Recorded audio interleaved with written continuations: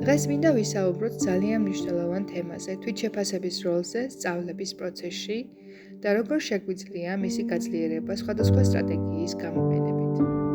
თვითშეფასება არ არის მხოლოდ იმის განსაზღვრა, სწორია თუ არასწორია პასუხი. ეს არის პროცესი, რომელიც ეხმარება მოსწავლეს გაიაზროს, სად არის ახლა, რას მიაღწია და რა ნაბიჯები უნდა გადადგას გაუმჯობესებისთვის. სწორედ ამიტომ თვითშეფასება ერთ-ერთი მთავარი ინსტრუმენტია მოსწავლის განვითარებისა და მოტივაციის გასაზრდელად.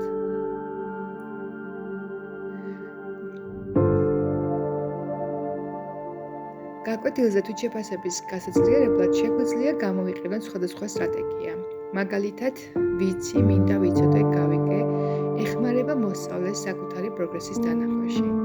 დაფიქრდი, დაწყვილდი, გაუზიარე, აძლევს შესაძლებლობას მოსწავლემ ჯერ დამოუკიდებლად იფიქროს, შემდეგ მეწყვილესთან შეადაროს აზრები და საბოლოოდ გააზიაროს, რაც ეხმარება მოსწავლეს თავად აღმოაჩინოს და გამოასწოროს საკუთარი შეცდომები.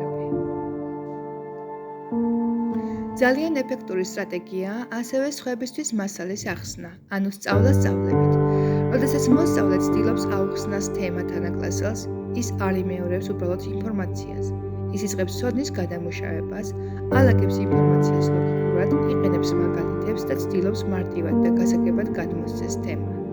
სწორედ ამ დროს მოსწავლე თავად ამჩნევს, სად სჭირდება ცოდნის გამყარება.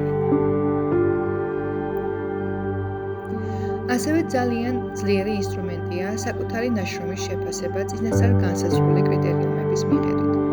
როდესაც მოსწავლე არ ეყრდნობა მხოლოდ სწორია, არასწორია განცდას და იყენებს კონკრეტულ შეფასების სქემას, ის სწავლობს უფრო ობიექტურად შეხედოს საკუთარ ნამუშევარს.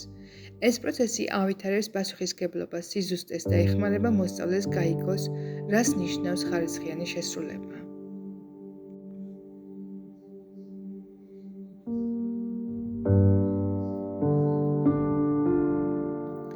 განსაკუთრებით ღირებულია ისეთი აქტივობები, როგორიცაა ტესტების შედგენა ან მასწავლებლის როლში შესვლა. როდესაც მოსწავლე თავად ქმნის კითხვებს, ის იწყებს ფიქრს, არა მხოლოდ რა ვიცი, არამედ რა არის ყველაზე მნიშვნელოვანი ამ თემაში.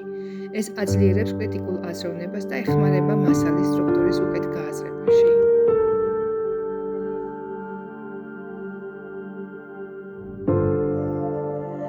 თანატოლთა შეფასება ერთმანეთის ნამუშევრის გადახედვა და უკავშირის მიცემა ასევე ძლიერი ინსტრუმენტია, რადგან ამ პროცესში მოსწავლე სწავლობს როგორც შეფასებას, ისე საკუთარი შეცდომების დანახვას.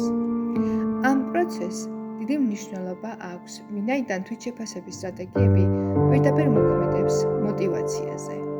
როდესაც მოსწავლე ხედავს საკუთარ პროგრესს, მას უჩნდება მეტი სურვილი გააგრძელოს სწავლა. ის აღარ არის დამოკიდებული მხოლოდ მასწავლებლის შეფასებაზე, ხდება უფრო დამოუკიდებელი და პასუხისმგებელი.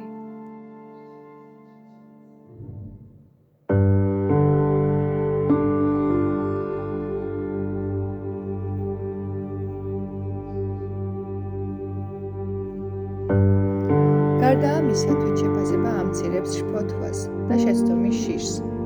მოსწავლე იწყებს აღქმას, რომ შეცდომა არის განვითარების ნაწილი და არა წარმატება. თვითშეფასება აძლევს მასწავლებელს უკეთეს სურათს მოსწავლეთა საჭიროებების შესახებ, ამცირებს მუდმივი კონტროლის საჭიროებას და აძლიერებს სასწავლო პროცესის ეფექტურობას. საბოლოოდ, თვითშეფასება გვაძლევს შესაძლებლობას გადავიტანოთ ფოკუსი შეფასებიდან განვითარებაზე.